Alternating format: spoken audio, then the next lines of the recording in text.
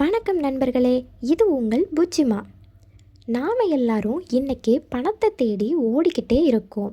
நேரமே இல்லை அப்படிங்கிறது தான் இன்றைக்கி நம்ம எல்லாரோட பொதுவான புகாராக இருக்குது. ஆனால் நாம் எதற்காக ஓடுறோம், யாருக்காக ஓடுறோம் அப்படிங்கிறத நாம் பல நேரங்களில் மறந்துடுறோம். நாம் சம்பாதிக்கிற பணத்தை விட நம்ம அன்புக்குரியவர்களுக்கு நாம் கொடுக்குற நேரம்தான் ரொம்ப விலை உயர்ந்தது. இதை உணர்த்துகிற ஒரு உருக்கமான கதையைத்தான் இன்றைக்கி நாம் பார்க்க போகிறோம். இந்த கதையோட முடிவு உங்களை அப்படியே ஒரு நிமிஷம் உறைய வச்சு தான் விடும். ஒரு ஊரில் ஒரு அப்பா இருந்தார். அவர் ஒரு பெரிய கம்பெனியில் ரொம்ப முக்கியமான பதவியில் இருந்தார். காலையில் 7 மணிக்கு போனால் ராத்திரி 10 அல்லது 11 மணிக்கு தான் வீட்டுக்கு வருவார். அவரோட சின்ன பையன் அவங்க அப்பா கூட விளையாடணும், அவரு கூட பேசணும் ரொம்ப ஆசைப்படுவான். ஆனால் அப்பா வரும்போது பையன் தூங்கிடுவான். ஒரு நாள் அந்த பையன் எப்படியாவது அப்பா கூட பேசணும்னு ராத்திரி 11 மணி வரைக்கும் தூங்காமல் காத்துக்கிட்டு இருந்தான். அப்போது அப்பா வீட்டுக்குள்ளே நுழையும் போது அந்த பையன் ஓடி போய் நின்னான். அப்பாவுக்கு ரொம்ப டயர்டு. ஏன்னா இன்னும் தூங்காமல் இருக்க அப்படின்னு எரிச்சலாக தான் கேட்டார்.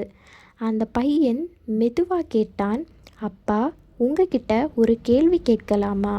அப்பா சொன்னார், சரி கேளு, ஆனால் சீக்கிரமாக கேளு. பையன் கேட்டான், அப்பா 1 மணி நேரத்துக்கு நீங்கள் எவ்வளவு சம்பாதிப்பீங்க? அப்பாவுக்கு பயங்கர கோபம் வந்துருச்சு. இது உனக்கு எதுக்குடா, சின்ன பையன் நீ, இதெல்லாம் ஏன் கேட்குற, போய் தூங்குன்னு சத்தம் போட்டார். ஆனால் அந்த பையன் விடலை. இல்லைப்பா, தயவு செஞ்சு சொல்லுங்க, 1 மணி நேரத்துக்கு உங்கள் சம்பளம் எவ்வளவு? அப்பா அவனை திட்டிட்டு கடைசியில் சொன்னார், நான் 1 மணி நேரத்துக்கு 500 ரூபாய் சம்பாதிக்கிறேன். இப்போ உனக்கு திருப்தியா? போய் தூங்கு அப்படின்னு சொன்னார். பையன் அமைதியாக தலை குனிஞ்சிட்டு, அப்பா எனக்கு ஒரு 200 ரூபாய் கடன் கொடுப்பீங்களான்னு கேட்டான். அப்பாவுக்கு இன்னும் கோபம் தலைக்கு ஏறிச்சு. ஓ, இதானா உன் பிளான்?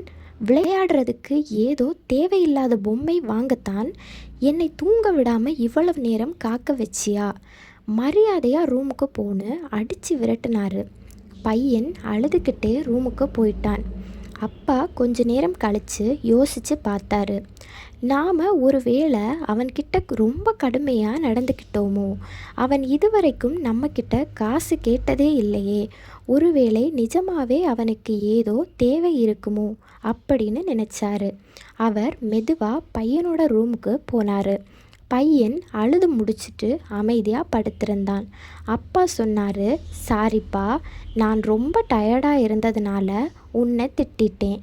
இந்தா நீ கேட்ட 200 ரூபாய்னு கொடுத்தாரு. அந்த பையன் கண்ணில் ஒரு பெரிய மின்னல்.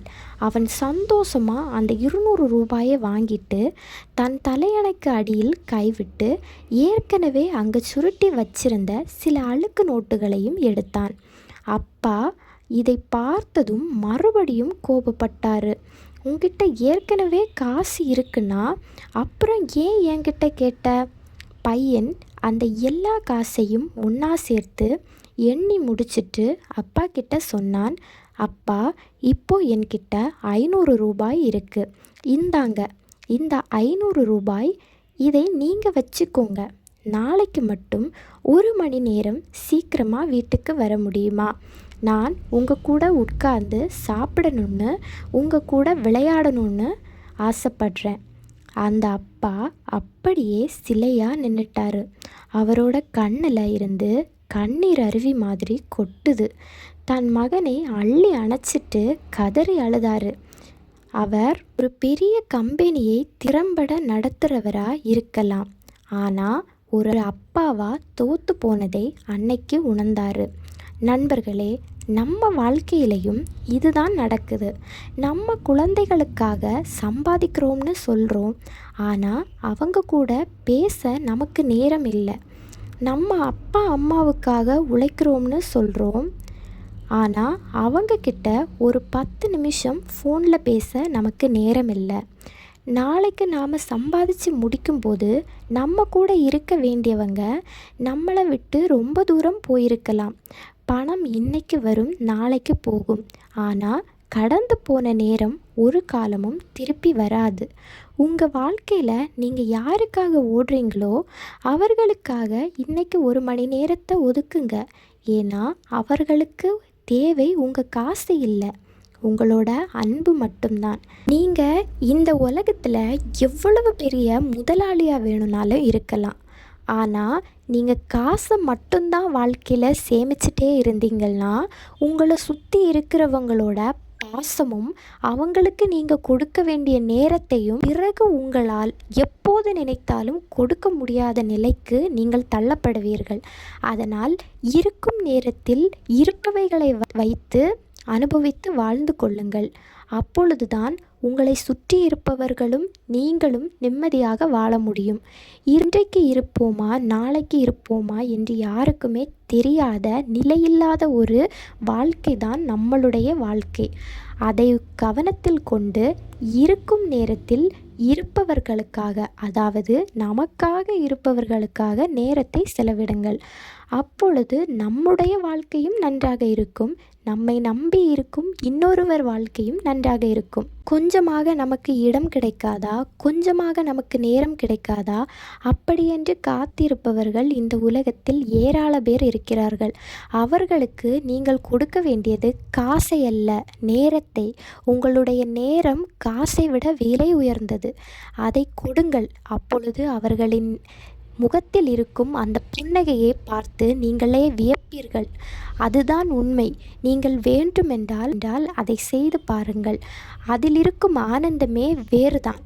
நீங்கள் எவ்வளவு காசு கொடுத்தாலும் அந்த சந்தோஷத்தை உங்களால் அடைய முடியாது. காசு இல்லாமலும் இருக்கிற காசை வைத்தும் நிம்மதியாக வாழ்பவர்கள் ஏராளம். அதைப்போல் வாழுங்கள். இந்த சேனல் உங்களுக்கு பிடிச்சிருந்துச்சு அப்படின்னா, நான் சொல்கிற கருத்து, நான் சொல்கிற மோட்டிவேஷனல் ஸ்பீச் உங்களுக்கு பிடிச்சிருந்துச்சு அப்படின்னா கண்டிப்பாக சேனலை சப்ஸ்கிரைப் பண்ணி வச்சுக்கோங்க. அண்ட் சேனலை இன்னும் நிறைய பேருக்கு ரீச் ஆகணும் அப்படின்னா நீங்கள் இன்னும் ஷேர் பண்ணி விடணும். ஸோ சப்ஸ்கிரைப் பண்ணி வச்சு ஷேர் பண்ணுங்கள் ஃப்ரெண்ட்ஸ். பாய்.